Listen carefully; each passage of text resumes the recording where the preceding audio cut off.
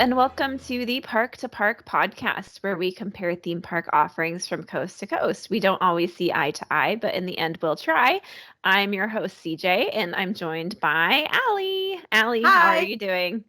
I'm great, CJ. How are you? You are like really excited today. Yeah, I am excited, and you know exactly the reason why. Yeah, today we are doing a trip report. We're doing something different. Whoop whoop. Yeah, why are we doing a trip report today? Because I got back from my trip to Walt Disney World 7 days ago. Has it really only been 7 days? It has really only been 7 days. Wow, it seems like it's been a whole lot longer. Yes, well, a whole lot happened in those 7 days. Specifically, a whole lot happened 7 days ago on my trip home, but we'll get into that later. Yeah, I think that's worth talking about because it was a really Yes, crazy experience. Yeah, it Allie, did not go as planned. no, it did not go as planned. But you know what? That's sometimes how vacations go. Yeah. Yeah. So Allie took a trip out here to Walt Disney World. So, like I said, usually we compare theme park offerings from coast to coast, but since Allie was out here visiting Walt Disney World, we thought it would be fun to do a trip report. So, Allie, why don't you tell me a little bit about your trip? When were you here? Where did you go? Where did you stay? Just kind of the trip basics. Yeah, so I went on this trip with my friend. She lives in a different state than me, and we get to see each other maybe once or twice a year, twice a year if we're lucky. So we both actually flew in on March 25th, and my mom picked us up from the airport, and we stayed at mom and dad's house. We went to Magic Kingdom, Epcot, Hollywood Studios, Universal Studios Orlando, and Islands of Adventure. We went to Animal Kingdom, and then we went to Magic Kingdom again. Yeah, and you guys have been to Walt Disney World before, correct? Yes, so my friend who went, she lives on the East Coast, so she would go to Disney World like once a year growing up as a kid. Her parents would just drive her down because it's a 12-hour drive for her, so it's doable in a day. So we actually both have been to Disney World together in 2018, but this was our first time doing Animal Kingdom together. In 2018, we only did 3 parks together. Okay. And then you guys were here. It was like the last week of March, basically, that you were here. Yeah, March So, 25th to she left on March 31st. I was supposed to leave on April 2nd. Things happened. I left on April 3rd. and then, okay, so the last time you were here was what? So the last time I was in Walt Disney World was actually August of 2021. I went to one park that day with my husband. It was hot, would not recommend. The last time I did the full resort was the end of September to the beginning of October 2018. Cool, cool. And what were you looking forward to the most in each park?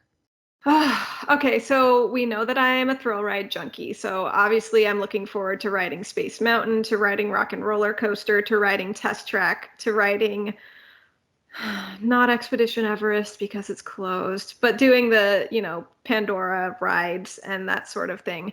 But I was also looking forward to all the new stuff that's come into Walt Disney World since my last visit. So the Ratatouille ride, I'd been on Mickey and Minnie's Runaway Railway before, but I know that was a huge, huge must do for my friend Kirsten.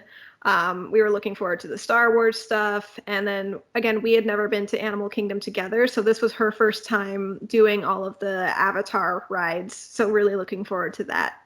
What did you think of the Remy ride? I thought it was good. I think I really liked the application of the trackless technology. I think that's really cool. And I think that is the future of dark rides.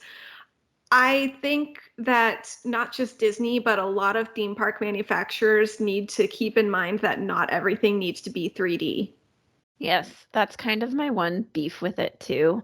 For me personally, it makes me a little bit nauseated. Especially the first time I went on it, I wasn't really sure what to expect. And when Hmm. you like turn the corner into the first room, I was like, whoa, this is a little jarring. But now that I know what to expect, it's a little easier on the nausea Yeah. factor for me. And yeah, but even riding it without the glasses, it's not too terrible. So if it's a little bit too much for you, you can take off the glasses and still get the gist of what's going on. Yeah. Or close your eyes for a little bit, especially if you're in one of the areas where you're practically you're sitting still and it just makes you feel like you're moving. Just close your eyes. Yeah, yeah. And then this was your first time to Universal Orlando as well, and I haven't been. So what are your overall thoughts about Universal? We'll just touch on that really quick and then we'll go back to Yeah. Disney. So I think Universal Orlando has a lot of really, really great thrill rides and a lot of really, really great theming. I didn't like how expensive the Express Pass was, but we needed it to be able to get everything done. We did both parks in a single day. We needed it to get everything done in one day. How much is Express Pass at Universal? So it does vary by what day you're going. They have the, varying pricing. So I will, and I don't know how much like it actually cost, but my 1 day park hopper ticket with basic express pass cost me about $375. Whoa, that's Yeah. really expensive for a 1 day park hopper with Express. So there are some major differences between Express Pass and Genie Plus. Because our trip to Disney World, we used Genie Plus. The main difference with Express Pass is there's no booking a time. You just walk right up and you say, I have Express Pass. They scan it and they say, go ahead.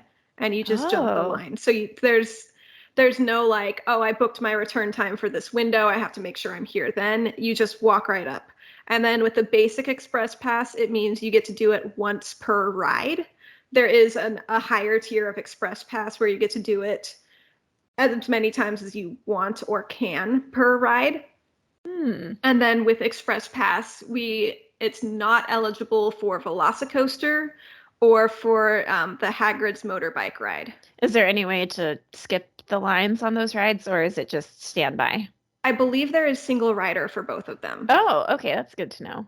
That said, we did standby for the Hagrid's motorbike ride, and I kind of it was a legal but somewhat sneaky way to get on Velocicoaster. My friend was unable to ride. The wait time was 45 minutes and the single rider line was closed, and we determined that she was unable to ride. And I said, "Oh man, and single rider's closed." They're not called cast members, but the cast member at the front said, "Come with me." And he took me as far up as the ride storage lockers and said, "This is as far as I can take you." So I ended up being able to go on Velocicoaster by myself, and I waited less than 10 minutes when standby was 45 or so. Oh, So that way my friend didn't have to sit around doing nothing for 45 minutes while I waited in line for this ride. all right, all right. Hmm. Interesting. Okay, so you said you did Genie Plus, which we'll talk about as Mhm. its own system within Disney later, but comparing Universal's Express Pass system that you used to Genie Plus, which one do you think works better? Like, which one did you like better? Oh, that's honestly tough to say. It felt like I waited longer with Express Pass for certain rides. So we rode the Hogwarts Express between the two parks. And even with Express Pass, we still waited 45 minutes for that. Oh, really? Yeah. I didn't realize that ride was so popular. So, like, I haven't been to Universal, so I don't really know how things go over there. I see commercials for like Velocicoaster and Hagrid's, and I know those are the popular rides, but Mhm. I don't really know how things go over there. And I understand that Hogwarts Express is like the train that takes you between the two parks. Mhm. And I know things happen on the train, but I just picture it as like it's the ride that goes between two parks. And I don't think of it as like, oh, this is a popular ride. Yeah, it's a really cool experience for Harry Potter fans to be able to ride the Hogwarts Express, and you get to have a brief interaction, very, very brief interaction with Ron and Harry and not Hermione, despite what they claim. That is not Hermione Granger. They Um, couldn't get the rights, apparently, huh? no, and there are people who say it sounds more like Luna than Hermione, and I say that sounds like no Harry Potter character that I've ever heard before. So, Okay. but no, it was Interesting. really cool. It was really cool. I enjoyed it. Okay. Interesting. Hmm. Well, I think I'll make it to Universal one day. I'm kind of waiting for Epic Universe to be done, the Yeah. new theme park with all the Nintendo stuff. I just, I hear that there's a lot of roller coasters and not so much for little kids to do. So I don't know that I want to spend the money if my kids can't participate in rides with me. Yeah, I would say, granted, take this with a grain of salt because I've only been to Universal and Islands of Adventure once. I feel like Islands of Adventure might have more for little kids just because they have a whole Dr. Seuss land. Yeah. But then would I go just for one land? Probably not. Probably not. But Yeah. Islands of Adventure is also where Velocicoaster is. It's Yeah. where the Incredible Hulk coaster is, which we did not go on. The Spider-Man ride is there. Spider-Man was really cool, by the way. I really liked it. It was similar to Remy's, actually. Oh, okay. Same Interesting. style, same Huh. mood. Had to close my eyes for a little bit. Hmm. Hmm. I really want to go to the water park they have there. I hear really great things about Volcano Bay. Yeah, I know nothing about Volcano Bay except that it's there. I hear that it blows the Disney water parks out of the water, so to speak. Pun not intended, and then it became intended. But no, I've watched like YouTube videos of people doing ride-throughs and walk-throughs at the water park, and it looks really awesome. I'll trust So you. yeah, I really want to go. Anyways, since we've been talking about Express Pass, let's talk about Genie Plus. It Mhm. does cost $15 per person per day plus tax, so it's about 16 after tax. What Mhm. was your overall experience and impressions regarding Genie Plus? For the duration of our trip and for the priorities of our trip, our priorities being ride all of the rides, it was an absolute necessity. Okay. So doing one park per day, except for Magic Kingdom, where we did 2 days, we needed Genie Plus to ride every ride that we wanted to do. And we actually almost had Magic Kingdom done in the entire day. The first day that we did Magic Kingdom, we only missed Seven Dwarfs Mine Train. Yeah. Yeah. And I think, well, and you guys left what, like an hour before the park closed or something? We left around 8:30, I want to say. So we could have waited. When we left, the posted wait time was 80 minutes, but we had had a very long day and our feet hurt. And we Yeah. could not imagine standing in line for an hour and a half and then walking out of the park. So Yeah. we had to call it a night. Yeah. If your feet had not been a factor, you could have done the ride for sure. Yes, we absolutely could have done it. Yeah. Yeah. Now, did you run into any hiccups with Genie Plus? Any problems? Yes, we did. Several times on the first day, actually, not just the one that you know about because you were there for it. So I used a cast complimentary ticket for the first day of my trip. So thank you to, like, once again, to Mom's friend for that ticket. So I had to buy Genie Plus. You can buy Genie Plus at midnight. So 12:01 rolls around. I was still awake because our flights were late at the airport. I go into my app and it does not give me the option to buy it. So I said, okay. Next morning, 6:59, my little wrist alarm goes off that says, "Hey, it's 6:59. You need to be ready to book your Lightning Lane selections, in a minute." I said, "All right." Open it up, refreshed until 7 o'clock, and it said, "Hey, you need to buy Genie Plus." I'm like, "Okay, why didn't you tell me this at midnight?" So I bought Genie Plus for myself really quick. And then when I went to go book our Lightning Lane selection, I booked it for my friend, and it didn't say that I was included.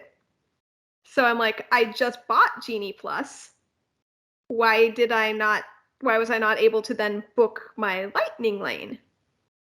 So when we got to the park, we went to guest services, we explained what happened, and what guest services did was they set up my account with a come back to Space Mountain anytime you want to ticket. Mhm. So I just used it at the same time that my friend had the Lightning Lane booked for her. I was able to book a Lightning Lane at any point after that, but in order to keep us in sync, I did not. Because what's the point of booking a Lightning Lane for myself if, I'm not riding it with my friend? That's silly. So then at our allotted time to book our next Lightning Lane, everything went smoothly. I was on the Little Mermaid ride, my wrist went off. I was able to get enough signal to book us our next Lightning Lane for Peter Pan. At the time for our next one, my wrist alarm goes off and it tells me I can't book one. You can't book it. You can't book it. And I keep trying, and you can't book it. You can't book it. So we go up to the lovely folks under the blue umbrella, and they helped us get one booked. The next time We go in, we can't book it. It's the appropriate time to book it. We just can't book it. The app's not letting us. So I go up to a cast member and I say, help me. It wasn't anyone under the blue umbrella. It was some PhilharMagic cast member. I said, help, and he helped me. So thank you, PhilharMagic cast member. I appreciate you. The next day we did Epcot and everything went smoothly. I had no issues. It was just something with the cast complimentary ticket and purchasing Genie Plus broke it for like 3/4 of the day. That's really weird. Yeah. Yeah. So Alli mentioned like the Blue Umbrella cast members. If you're in the park and you're having problems with My Disney Experience or Genie Plus or anything like that, you'll see these bright blue umbrellas that say like guest experience on it. Those are the cast members you want to talk to. They will help you with really anything that you need help with. They're super helpful and they're really good at what they do. They have little iPads. They can look up pretty much anything for you. Yeah.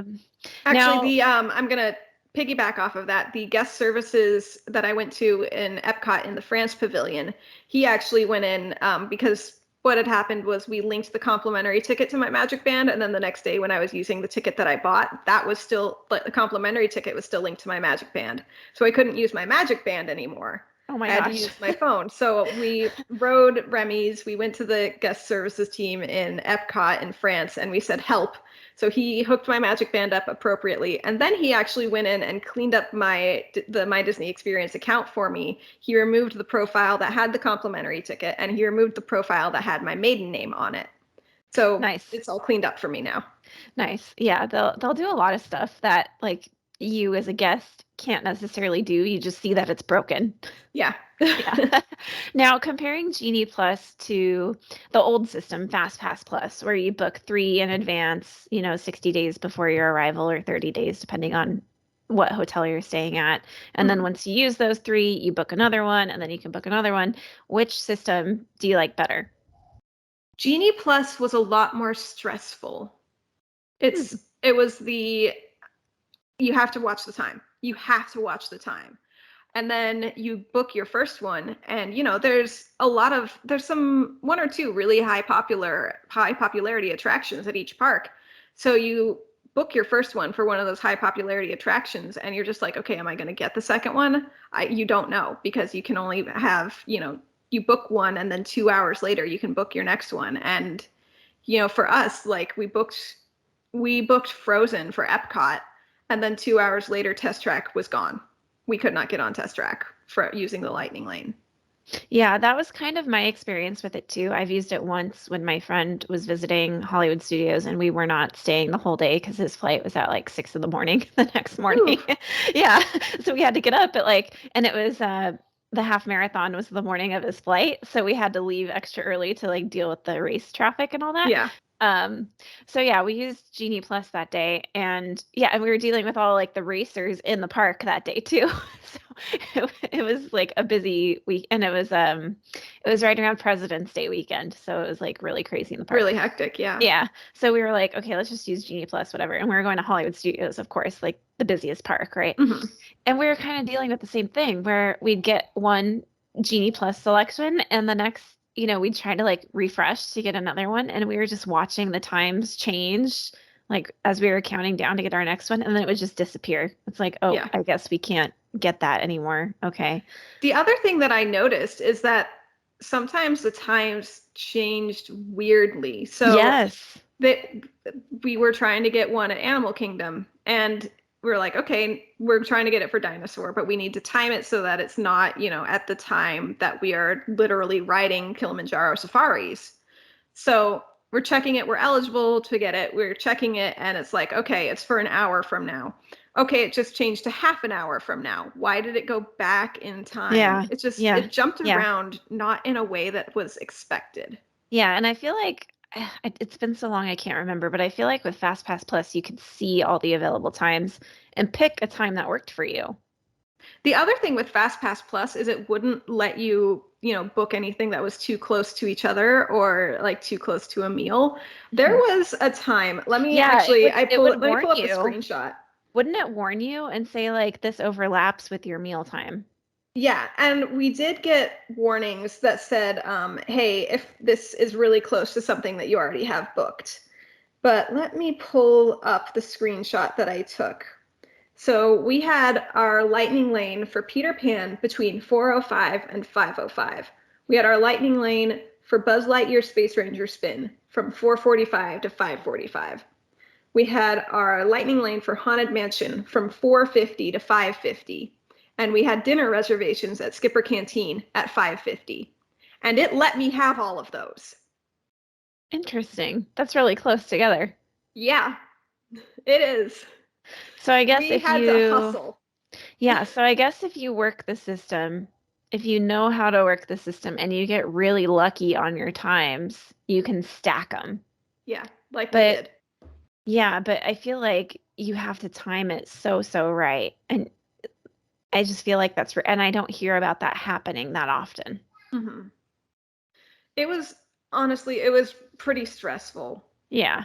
Yeah. And they don't make it clear when you can book a new one. You kind of have to Yes. figure it out for yourself. That's my beef with it as well. I was noticing the day we used it at Hollywood Studios, it's like, oh, sorry, you're not eligible to book one. It's like, well, when am I eligible? Are you going to tell me? Because, Yeah.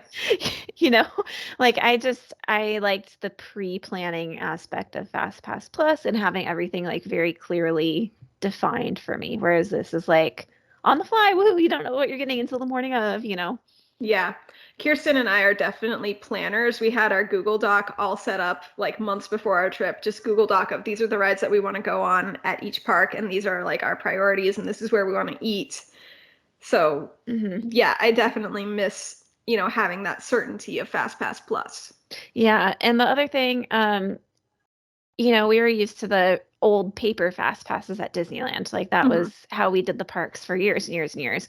And I feel like they're trying to find like a happy medium between booking things on your phone and having the spontaneity of the old paper fast passes. Do you feel like this is that happy medium, or do you feel like they missed the mark? I feel like they still have some work to do. If they're trying to find that happy medium, they have some work to do. How do you think they could improve it? For one, tell me when I can book my next Fast Pass. Yeah, I feel like that's a simple fix they could do. Just say Yeah. you are eligible for your next lightning lane at such and And such we time. know they can do that because that was printed on the paper Fast Passes. Yes. Yeah. They know. They're just Mhm. not telling you. Yeah. I don't know why that is. I don't know if they're like trying to trick crowds into behaving a certain way. I don't know. Yeah. I wouldn't be surprised, but I don't know. Yeah. And the other thing is, I don't know if this is going to make any sense or come across clearly at all. Magic Kingdom and really all the parks, except for Hollywood Studios, they're so spread out, they're so big.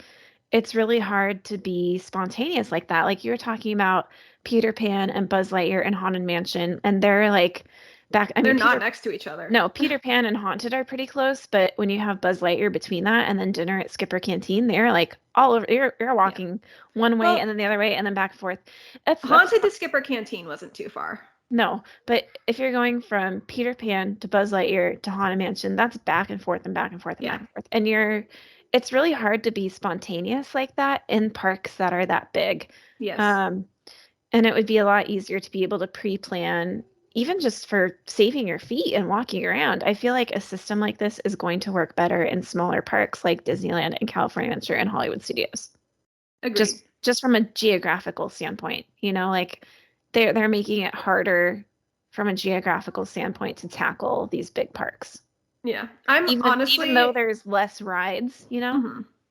I'm honestly already overwhelmed by Disney World and its size, and it's just kind of like piles onto that. Yeah, it's forcing you to be spontaneous, which isn't necessarily a bad thing, but it's making it difficult. Like if you want to skip lines and be spontaneous, Yeah. like you can still Pick be, one yeah, you can still be spontaneous within their guidelines. within, but you can't skip lines. Like you have to pick a land and do it spontaneously land by land. Hmm. But then skipping lines gets harder if you do it that way. Yeah. I will Anyways, say walking onto Space Mountain twice made it kind of worth it though. I guess I don't know. I'm like a Genie Plus hater. I know. you know. I'm But you know totally what? Team Plus hater. I absolutely understand that from an annual pass holder perspective. If I was an annual pass holder, if I was a local, I would hate it too. Yeah.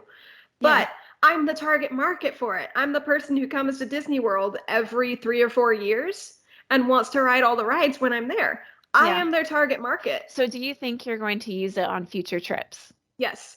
Particularly because the next trip that Kirsten and I have semi-planned, we are planning on bringing our significant others, one of whom has never been to a Disney park in his entire life. Oh gosh.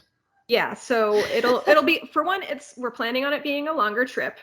Mhm. We are going to make him wear a first visit button to everywhere, and we'll need Genie Plus, especially because Tron's going to be open by then. Guardians of the Galaxy will obviously be open by then, and who Right. knows what other new So stuff is going to be open by then, because that's 2 years from now. do you think you're going to use it at every park or just certain parks? Because I think, the general consensus is it gets more utility at certain parks than other parks. Right. I can see us skipping it at Animal Kingdom, but again, with the person who has never been to a Disney park before in his life, we still want to make sure that, we get on the Avatar rides, that we get on Everest, that we get on safaris, and those, and still see the animals. Yeah. It's a lot easier to do when you have Genie Plus, and it honestly, it made our day at Animal Kingdom so much easier. It could have been done without it, but our day was a lot easier with it. Yeah. I think you could probably skip it at Epcot. I really think you could. Well, maybe. I don't know what they want to do about Mission Space. There's Um, no there's no wait for Mission Space. well, okay, that said, there's no wait for green side of Mission Space. There was a wait for orange side when we went There on it. it depends what time of year you go. I was there Okay, 2 weeks ago, there was a wait for orange side. go later at night. There's no wait. But then again, also, Guardians of the Galaxy will be open. It's going to be tough to get into that too. I would It's guess that I think they're we're going to probably figure it gonna out in a year and a half from now when we're actually booking this trip, but I would say that yeah. we are probably going to get Genie Plus for all parks. I think they're gonna make that one the extra pay Yeah. one. I think they're Well, my friend is talking about we'll maybe stay at a hotel and then we can buy the extra one. that's how they get more money out of you. Yeah. It's all a scheme. Well, I'm thinking maybe me and my husband can stay at a hotel for a couple of nights so we can get the individual lightning lane with them for, for the ones that are really, really important to us. Yeah. It's So just I mean, you look at a Disney vacation they're like just nickel and 7 or diming 8. you. Yeah. Yeah. I mean, you saw how we used to vacation 7 or 8 years ago and it was just so different than how Yeah. it is now. And you can see how easily they nickel and dime you for every little Yeah. thing. I hate that I have to pay for it, Yeah. but There's I no feel other like I way. have It's no just choice. I yeah, have no they choice make it because of hard. the way that I travel to Disney World. I have no choice but to buy Genie Plus. Thanks, Disney. Yeah. Your only other option is to like suck it up and wait in line. And then you sacrifice rides that you like really don't care about. Like don't go on the teacups, don't go on the carousel, don't go on Dumbo, don't go on certain rides. Well, here's the thing. We missed some e-ticket attractions just because we didn't want to do them. We didn't want to ride Splash Mountain, so we missed that one. My friend would have been okay with Tower of Terror, but we all know that's a hard pass for me, so we didn't even consider that in our plans. Everest was closed, Hmm. and then I don't think there's anything that we missed at Epcot, honestly, though. Other than Orange Mission Space, which my friend said, I've done that once and I never have to do that again. I said, I've done Yeah. that never, and I don't never have to do it again. Yeah, that's fair. Well, let's talk about the day that I was there with you guys for a little bit. Okay, so we've established that I'm a Genie Plus hater. You are like kind of a reluctant Genie Plus acceptor. Yes, I'd say that's accurate. So I kind of put together a little challenge. I'm dubbing it the Magic Kingdom Challenge because, like, Genie Plus has, as we've been discussing, has just changed the way that people visit the Magic Kingdom and visit Walt Disney World and Disneyland, really. So I've kind of found myself wondering, like, how much can we experience at the Magic Kingdom and at Disney World and the Disney parks? So, like, the idea behind this challenge is really simple. How much can you do, and is Genie Plus necessary to still have a magical day on your vacation? Because, we've just discussed the concept of being nickel and dimed to visit a Disney park and it's already very expensive to go there. There's people who save up for years to have a once in a lifetime trip. Is this really necessary? So we were kind of debating how to do this. And so I came up with like a point-based system to kind of even it out here. And it's on my website at theweeklymouse.com. If you go to Walt Disney World, and there's a section called Touring Guides, and you can find the Magic Kingdom Challenge under there. And there's a PDF document at the bottom that basically breaks down all the attractions into point values. And I used Disney World's website, their list of what's considered attractions. So you'll see character cavalcades and meeting Mickey, meeting the princesses, and I added a couple extra things, including rides that are not open yet, like Tron Light Cycle Run is coming. The Walt Disney World Railroad, the train that goes around Magic Kingdom, that's currently closed to accommodate Tron construction, but it's coming back eventually. That'll reopen. So they say. So they say. It's been closed for like 4 or 5 years now, but it's going to reopen. So that's on there. Allegedly. I included allegedly. I included the flag retreat ceremony that takes place once per day. There's just a ton of different things that you can do, and I assigned them point values. And so Alli and her friend Kirsten were the Genie Plus team, and me and my friend Ashley we called ourselves Team Cheapos because we did not pay for Genie Plus. Sorry, my kids are running around in the background. That's okay. They're adorable. So we were Team Cheapos, and we went head to head to see who would score the most points. And you guys had your Genie Plus strategy, and we had our non-Genie Plus strategy, and we both had very different days. Yeah, our day was significantly ride heavy because that's what we were there to do. This challenge was just kind of like a bonus for us, although you did ignite a fire under Kirsten when you preemptively got your I'm celebrating victory button. She was like, I don't care. We have to beat CJ. And you guys did do a lot more rides than we did. Yeah.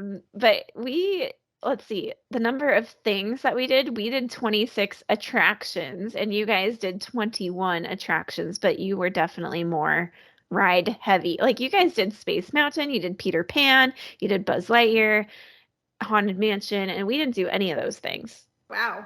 I didn't realize you never sent me your list of what you did and didn't do, so I didn't know that you missed all of those. Yeah. So some of the things that we did that you guys didn't do, we did Monsters Inc. Laugh Floor. I don't think you guys did that. We did not. Not on the entire trip. That's the one thing that we missed that I'm sad about. Oh no, you didn't do that? No, we didn't have, well, for one, we didn't have time on our big Magic Kingdom day, and for two, we didn't have time on our short Magic Kingdom day, / we had other priorities, such as riding Space Mountain again. Okay. We also met the princesses. We did the riverboat. We visited Tom Sawyer Island. We did the tiki rooms. We watched the tiki rooms. We did the singular tiki room. We watched the Dapper Dans. We visited Mickey at Town Square Theater. We watched the Festival of Fantasy Parade. We saw the Castle Stage Show. I'm sorry, you got lucky watching the Festival of Fantasy Parade. Yes. Because it just happened to be where you got lunch. No, let me explain this. Okay, we had like a late lunch, early dinner at Crystal Palace, which is at the end of Main Street. And the parade starts down by Splash Mountain and heads towards the end of Main Street. And the parade was stepping off like during the middle of our lunch, basically. And we were watching the parade go by as we were paying our bill, and we were like, we gotta book it out of here. So we hustled down Main Street and made it like to the train station area as the parade was heading backstage. So we stood there and watched the parade roll backstage. So we stood there and watched the whole parade. Yeah, you got lucky. We Your did timing get was lucky. exceptionally Our lucky. timing was exceptional. And then we booked it inside to see Mickey with no wait. And then as we left Mickey, there were the Dapper Dans were standing right there. So yeah, we saw like you guys did a lot more rides, and you did e-ticket rides like Space Mountain and Peter Pan and Haunted Mansion, which we did not do. Thanks to Lightning Lane. Yeah. So let me pull up let me actually count. So in terms of rides, so this doesn't count. We did, because we did we had 2 quick service meals and a sit down meal in here, and we went on the splash pad and we went through the Swiss Family Treehouse. So this is just the rides that we did. Jungle Cruise, Big Thunder, It's a Small World, Little Mermaid, People Mover, Space Mountain, Mad Tea Party, Barnstormer, Winnie the Pooh, Peter Pan. Does Carousel of Progress count as a ride? I'm not counting it as a ride. Okay, so Peter Pan, Buzz Lightyear, Haunted Mansion. So how many is Wait, that? I had lost count after I asked about the People Mover. Hang on. 12 rides during our challenge. And then we also did Pirates, but that was after the challenge ended. Yeah, see, we did 8. So you guys definitely did more rides. Yeah. And then the point totals, we had 72 points and you guys had 64. Yeah. So, yeah. I mean, it was fun. It was a different way to do the parks and I think it got us out of our comfort zone a little bit. I think, we kind of fall into the patterns of like doing the same rides, like going back to our old favorites over and over again, but I would never like go and see the princesses or like sit and do a lap on the riverboat, and things like that. So it kind of got us to do things that we wouldn't normally do. And I think that you guys had an appropriate day as pass holders. And Hmm. I think that if we had done it as people who have not been there in 4 years, it would have been the absolute wrong day for us to do the day that you Yeah, had. I agree with We that. had the right day for us. Yeah, yeah. Yeah, it was just, and I think I had, how do I put this? I think if you go in there like not knowing what to do with Disney and not knowing what Disney's about, our list, like looking at our list, we had a good variety of stuff that we did. Hmm. I would have had a very satisfying day. Sure, I didn't go on Space Mountain, but I got to meet Mickey. I got to see like a barbershop quartet. Like we did a lot of really interesting things that you're not going to see anywhere else except Magic Kingdom. Yeah. It was a fun thing to do, and my intention is to make similar lists to this for the other parks. So I'd like to try it again. So next time you're here, be prepared for another challenge. Yeah, we'll see if I get Genie Plus next time. Yeah, we'll have to try It it again. depends on who I'm traveling with. So, Yeah, and how that's soon fair. my next trip is, and if Tron is open by then. Oh gosh, yeah, that's like the $1 million question. Yeah. Well, Guardians of the Galaxy is opening May 27th, so I think Epcot will be like my next park where I try this at. So Okay. yeah, I'm excited.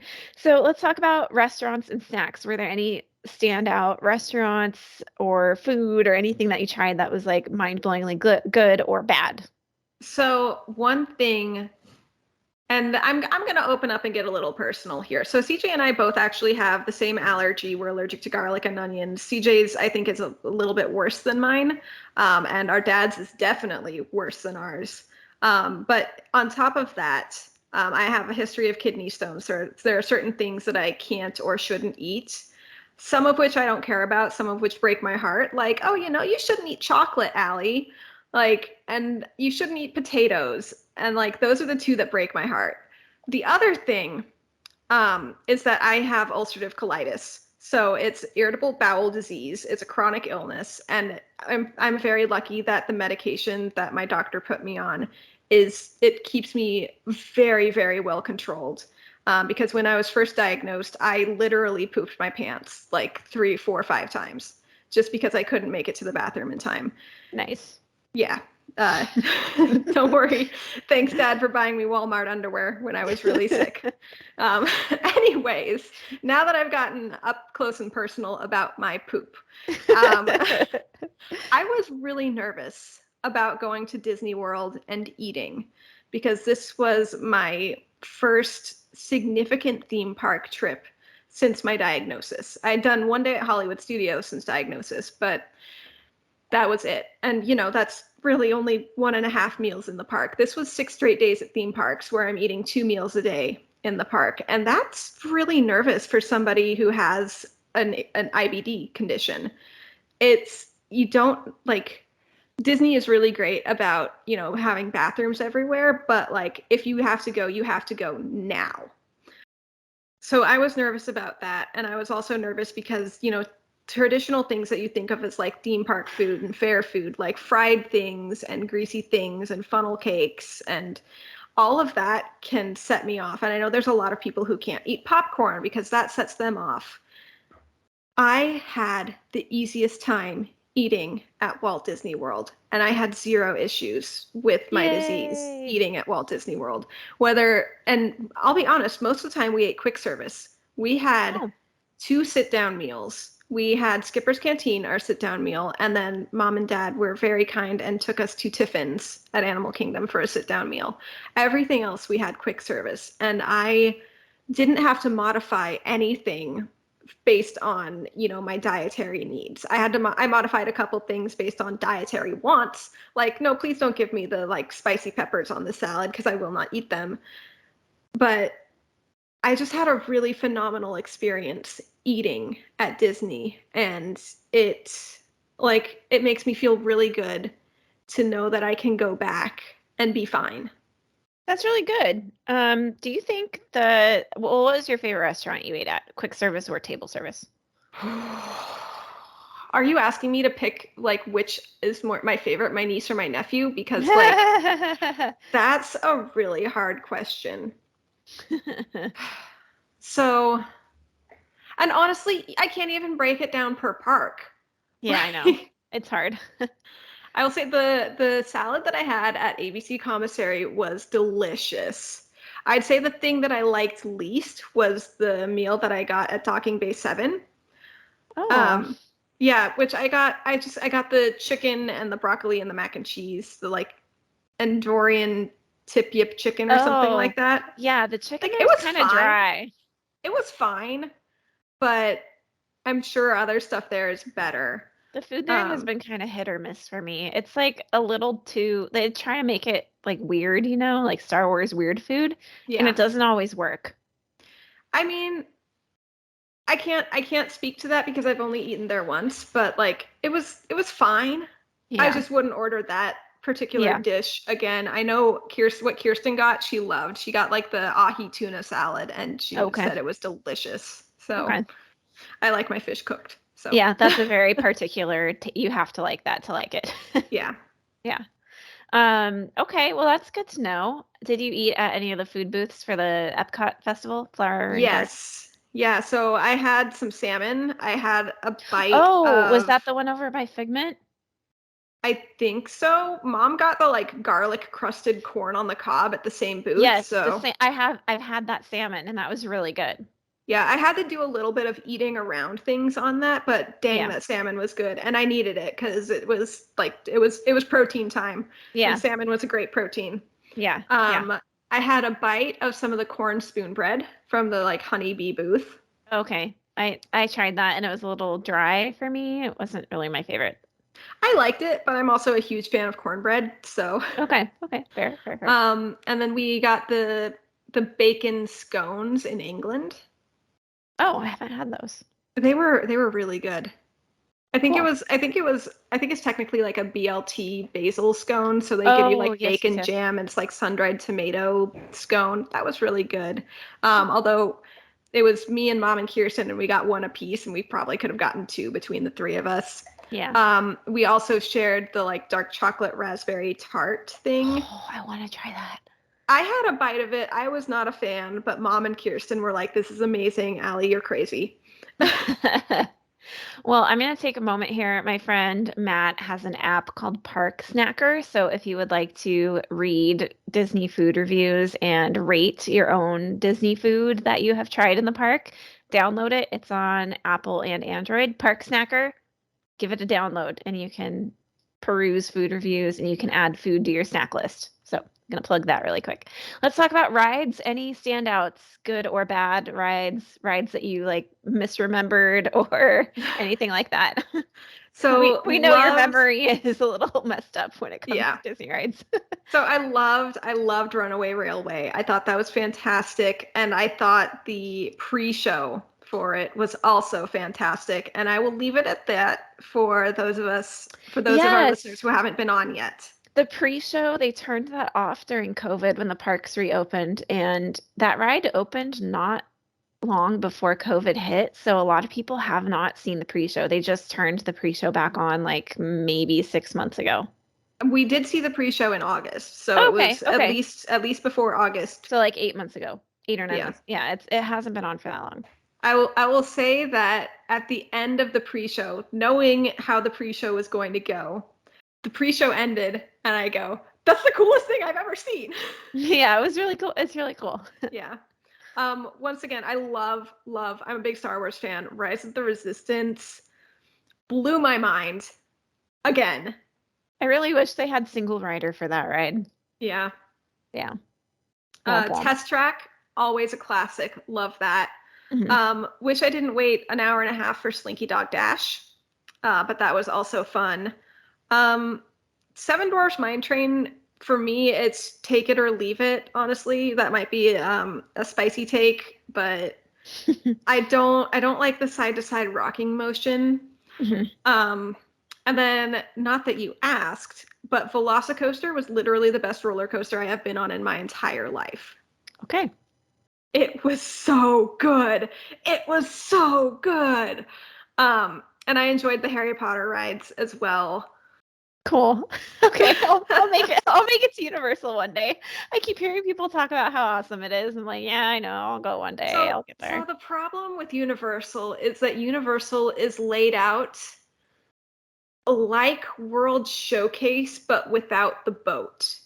So Oh, it's a you lot of have to walking. walk into it's a circle. Mm. And you're either going backwards or you're going forwards, and you have to really carefully plan your day around this circle. Hmm. Okay, that makes So sense. it's not always the easiest to get around. Hmm. Interesting. And you can't take a boat from one side of the circle to the other like you can in Epcot at World Showcase. Interesting. Hmm. Well, let's kind of shift gears here and talk about the Expedition Everest 5K because that took place during your trip as well, and we both participated in that. What were your thoughts on that? I had a lot of fun doing that with our family. I really, really liked that it started at 10 p.m. because that meant that, you take a nap during the day and you're fine for the 10 p.m. race versus Yeah, most people we waking didn't up have at to 2, wake up 3 at in the 3. morning. I know, that was It's great. disgusting. Yeah. Yeah, Yeah, that so was I great. loved that it had a 10 p.m. start time. And the parks at night are an entirely different dynamic than the parks at day. Granted, the parks at dawn are also an entirely different dynamic than the parks at day, but I really liked Animal Kingdom at night, especially because I Yeah, hadn't seen it yet at and you got all. to see Pandora at night. Yeah. Yeah, that was really cool. And there was the threat of rain, so unfortunately they did shorten the course by a little bit, but that's okay. It was fun to take a walk through the park at night. Yeah. And And I don't feel that the shortening took away from my experience. no, because the part that they shortened was entirely backstage anyway, so Yeah. It would have yeah, been boring. yeah. Let's talk about overall highlights from the trip and overall letdowns from the trip. Oh, highlights. Spending time with my best friend, spending time with my family, getting to hold my potato of a niece. She's so cute. I love her so much. I love my nephew so much too, but he's a little squirmier and less apt to let anybody touch him, let alone hold Yes, him for an yes, extended duration of time, yes, where, niece doesn't get much of a choice because she can't speak for herself yet. yep, Um, so those were obviously some non-park highlights. yes. Being able to ride a lot of the new stuff, Rise of the Resistance was a huge highlight for me. Mhm. Um, a lot of the food was also a huge highlight for me. Low lights. I actually had a lot of issues with Universal and their size accommodations or lack thereof, Mm. where people who are on the thicker side are not able to ride the thrill rides. That's a really common complaint about Universal. Yeah. It was very, very disappointing, Yeah, for my friend to not be able to ride these rides that she really wanted to go on yeah, just because it wouldn't go down an extra half an inch, yeah. That's quarter a of an inch. that's a very common complaint from Universal, and like I get it. At the end of the day, they have to have their rides have to be safe. I get that, Yes. but why couldn't they design it from the get-go to be more inclusive? Disney Yes. can. Yeah. Other theme parks can. Yeah. And Universal was like number two around here to Disney, so I don't understand why they couldn't design the ride from the beginning to be more Yeah. inclusive. Absolutely safety first. If it's like, especially on the heels of that horrific accident at Icon Park, Hmm. yes, safety first. And I did actually notice it seemed like everyone was checking the safety bars a little bit more, even on Flight of the Hippogriff, where it's Gadget's Go Coaster basically, but Oh, okay. in a hippogriff. There's Yeah. literally it's one ride car. Yeah. They were checking the safety bars twice. Mm. So Yeah. yes, safety first, absolutely, but you need to build for more people. The average weight for an American is approximately 200 pounds. Yeah. And a 200-pound person is not able to ride almost any thrill ride at Universal Mm. Studios. And that's wrong and that's inappropriate. And they need to do better from the get-go. Yeah. I wonder who their ride manufacturer is. Because a lot of the rides are not made in-house, Mm-hmm. obviously. So I wonder who the manufacturer is. Like, at what point in the process is that decision made? I couldn't tell you. I'm not a Yeah. roller coaster builder. I'm Outside of Roller Coaster Tycoon, in which yeah, I am a I'm just murderous roller coaster curious. builder. I'm very curious at what decision or at what point in the process is that call made. But yeah, that's a very common complaint. I also think another letdown for you is your travel situation. Oh my gosh. I mean, Getting back yeah. home. Yeah. So oh my God, it was only last weekend. So I check my flight and okay, it's been delayed This is by like 45 Saturday. minutes on Saturday. Saturday. Like my flight's been delayed 45 minutes. That's fine. I know Southwest had some tech issues early this morning. That's fine. Whatever. I'm at lunch with my sister and oh, okay, it got delayed by 4 hours. Well, that's still fine. It just means that my husband will have to stay up a little bit later to pick me up from the and it's canceled. Okay. So I call Southwest. I'm on hold for an hour and 10 minutes. They rebook me on a different flight, and that one's canceled. And like Southwest ended up canceling something like half of their flights nationwide on the day that I was supposed to fly out of Orlando. Yeah. And this is on a Saturday. And I start my new job on Monday. And I'm like, I wait 3 hours in line to talk to a ticket agent at the Orlando airport. I told mom, don't leave from dropping me off until I have this sorted out. So 3 hours later, and the earliest they can get me to Texas is Monday night at almost midnight into Houston, which is then a 3 hour drive to Austin that I have to figure out how I'm getting from Houston to Austin. Well, that's not going to work because I start my new job on Monday. Yeah. It was a mess. It was an absolute mess. And I said this to the ticket agent. I'm like, you can't get me home on Sunday. I start my new job on Monday. They actually they printed out this form and they filled it out and they said, please accept this excuse. Alli is stuck in Orlando due to they filled in the reason why. We're so sorry. Please accept this excuse for her missing work on Monday to give to my new job. I still Uh, have it. I have it. I kept it because I'm like, that's one of a Weird. kind. Yeah. Um, That's really weird. so what ended up happening? So Saturday night, mom and I are leaving the airport. I'm booked on this late night Monday flight to Houston. And if I wanted to get to Austin, I would have to fly on Wednesday, Oh which gosh. that's not going to work. I know that I'm very fortunate in that I don't have to scramble to extend my rental car, to find a hotel, to feed people, to do laundry because I'm staying with mom and dad. I have a bed there as long as I want or need to have a bed there. Yeah. That's what parents do. Yeah. So I know that I'm very fortunate in that. But we get in the car. I'm freaking out. We call up my husband and we form our plan. So my husband drives to just past Houston on Saturday night. And he gets there around a little after midnight on Saturday night and he stays the night there. Mom and I wake up and we leave the house at 5 in the morning. And we drive from Orlando to Slidell, Louisiana, where my husband has made it. And this is the amazing part. I don't know if you know this, but once we were on the road, we figured out where we were going to meet. It was at the McDonald's in Slidell, Louisiana. And I send the Google Maps link to my husband so he knows where we're meeting. So Mom and I are sitting on the off-ramp and we see this car pull into the McDonald's. We can see it from the off-ramp. And Mom goes, "Boy, that looks a lot like Louie's car. I wonder if that's him." It was. That's really funny.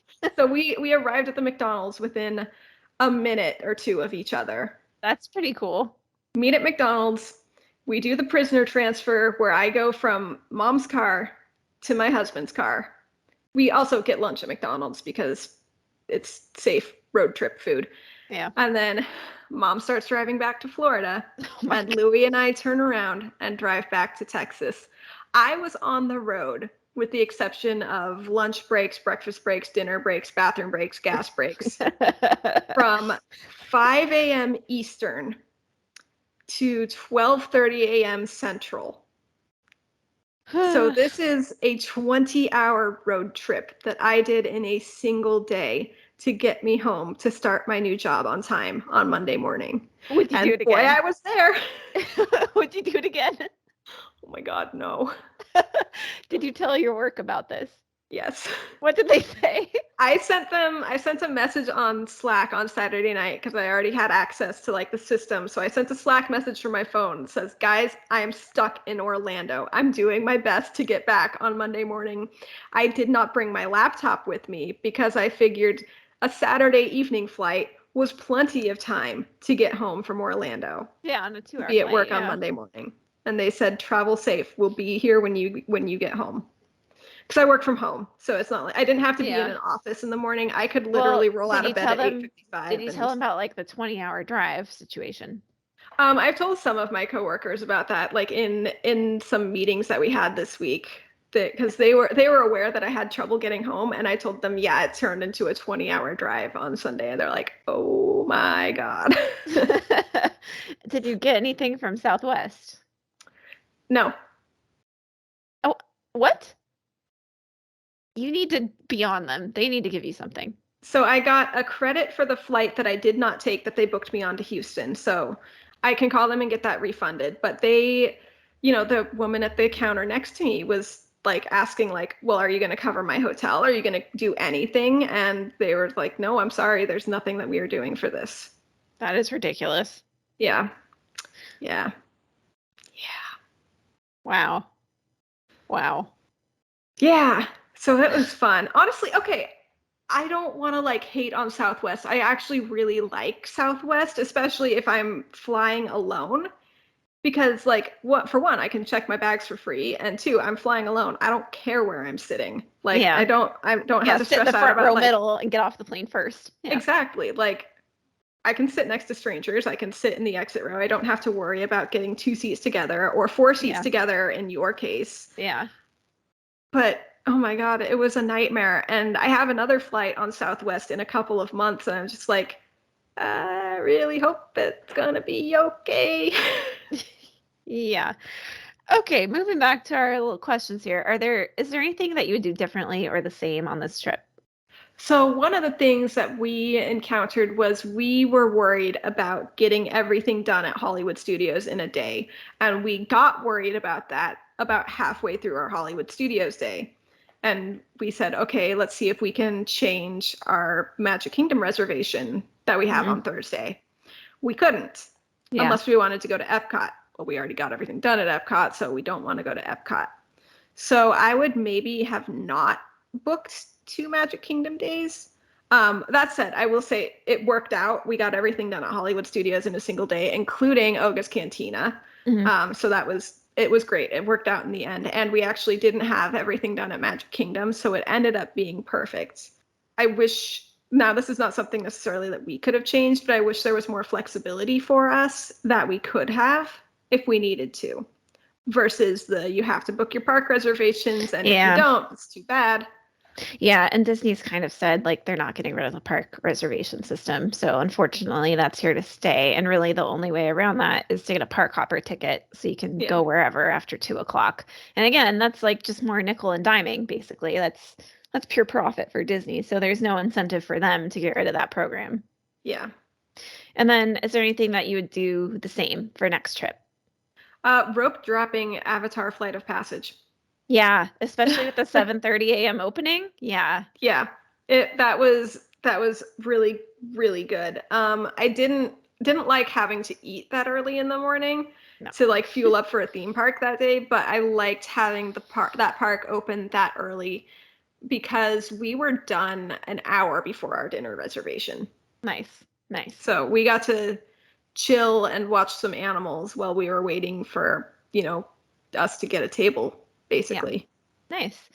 And then we just have a couple more topics here. We've talked a lot in this podcast, especially season 1, about how Walt Disney World has changed quite a bit in the last few years, and there's been, a lot of criticism. So I just want to get your take as somebody who has been very recently as a visitor, what your impressions are about the strengths and weaknesses of Walt Disney World right now. That's a tough ask. It is. Um, uh, okay. So one very specific weakness is that the early entry for Hollywood Studios was not clearly marked.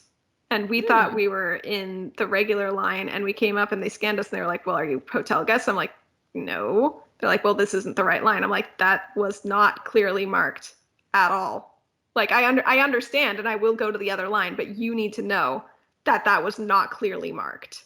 Hmm. So that was an annoyance because we could have been like way higher up in the line. And that was Yeah. also a day that my friend rented an electric scooter because her ankle was about twice the size that it should be. And we did not know that we could get the electric scooter like before the like tap styles to get in. Oh, interesting. So we come up around the corner and we're like, wait, there's the scooter rental. So we had to get out of line, go rent the scooter. Because at this point, the lines were moving. Get out of line, go rent the scooter, and then just kind of like merge back in and hope that people like give us grace to let us in. Yeah, Hollywood Studios entry is a mess first thing in the morning. Yeah. And I feel like they can let non-hotel guests in. Like there are places that they could stop the non-hotel guests. Yeah, cordon them And off somewhere else. yeah. We all And know the hotel guests are going to rise the resistance. We know that. yeah. And I feel like I did do that in August. I wasn't a hotel guest, but they let us in before park opened and they cordoned us off. Yeah. Yeah, they've had that happen before. Any other weaknesses you want to comment on? The way you ask that makes it feel like I'm missing something really obvious. No, I'm just curious So this is okay. because that was very Um, specific. That was like a I very specific instant. So I don't know if yes. you had anything else. Now that I've been on both sides of Space Mountain, I can agree with Nicole that the Disneyland Space Mountain is like 10 times superior to Magic Kingdom Space Mountain. Okay, we'll Like, save that for when we do our episode on that. But that'll be season 3 when we get to that. yeah, that's a little preview of season 3. So Disneyland has a better Space Mountain. stick around. Um, It'll be like a year from now when we yeah. talk about that. Specific strengths, food, and especially the way that table service deals with food allergies. At Skipper Canteen, Kirsten and I got the same main for our dinner, and they came out looking completely different because Hmm. they had to accommodate a coconut allergy for her and the garlic and onion allergy for me. Oh, So the only thing that was the same, or that at least looked the same, they were prepared differently, was the fish. Everything oh, that came with the fish, the sauce, the vegetable, the starch, completely different on each plate. So the way that Disney handles food allergies, especially at the table service restaurants, is like 5 out of 5. Would yeah, recommend. yeah, totally. And actually, we're my family and our parents are locals, so we'll go there to eat a lot, even though there's a gazillion restaurants in the area, just because we know the chefs there are so good. And with our dad, his reaction is like immediate and Mm-hmm. pretty severe, and we want to make sure that he's safe to eat somewhere. And we're very comfortable going there. They'll send a chef out to talk to us, and even though it's more expensive than other restaurants in the Yeah. area, like it's a guaranteed like safe experience for everybody involved. And going along with that, going back to food allergies and my friend being allergic to coconut, one disappointment at Animal Kingdom, all of the boozy Dole Whips had coconut rum. They used to have dark rum. So we were Oh, unable to get a boozy Dole Whip because otherwise she would have had an allergic reaction oh to the no. coconut rum. I wonder if at Trader Sam, I don't know if it's Trader Sam's or Pineapple Lanai. at the Polynesian. I wonder if they have the other kind of rum. I don't know. I don't go over there that Yeah. often. But And I will also add that we have since learned that there is actually some coconut oil in Dole Whip. However, it is not enough to trigger a reaction in her because we shared a Dole Whip float and she was fine. And she's interesting. never had a problem eating Dole Whip. Last question. What are your impressions about the 50th anniversary at Walt Disney World? Because you and I were around for Disneyland's 50th anniversary back in 2005. Yeah. It didn't feel like there was much of a hullabaloo about it. It felt like there was a bunch of merch about it. And then the like golden statues, they were nice. But it felt like, for somebody who's not there all the time, it felt like they were just part of the park that I just missed the last time I was there. I didn't know that they were really part of the 50th. So it feels like they're making a big fuss about it, but you get to the park and you're like, but where's the fuss? All I see is merch. Yeah, that's kind of been a big talking point for a lot of locals, especially. Like, okay, Like, merchandise, cool. I know they updated the castle. I couldn't tell you what they did. Yeah, I yeah. don't know what the difference is between the castle for the 50th versus the castle the last time I was there. Yeah, and the castle for Disneyland's 50th. Remember they added all those crowns on the Yeah, turrets from the different princesses? Yeah. Yeah. And yeah, then they had like the golden attraction vehicles. Yeah. yeah. And the thing about the 50th statues, it's funny you mentioned that because they picked characters that like some of them are important to the company's history for the last 50 years, but some of them like Miguel from Coco. Okay, yeah, he's a cool character, but he's been around for what, 2 years? Okay, I didn't see the Miguel statue. Where is it? He's in Epcot, In the like at Mexico Pavilion? no, at the entry to World Showcase. I feel like he would fit better in the Mexico Pavilion because I've noticed that a lot of the statues were in areas that were themed to them, like the statue of the Mad Hatter and the Cheshire Cat were right outside the Yeah. Mad Tea Party. Well, and then like BB-8 is like at the Yeah, I kind got of my by picture with BB-8 and R2-D2. They were in front of the Chinese theater, like on the but way not to the entrance to Hollywood Studios. yeah, but not really in front of Star Tours. No, not in Batu either. Yeah, Although so I'm not sure they would fit in Batu. there's some that make sense and some that don't. And then I'm like, and then they had the guy from Soul, Joe Gardner. I'm like, Mhm. okay, yeah, he's a great character, but he's been around for a year. What does he have to do with the last 50 years of the Walt Disney World Resort? Nothing.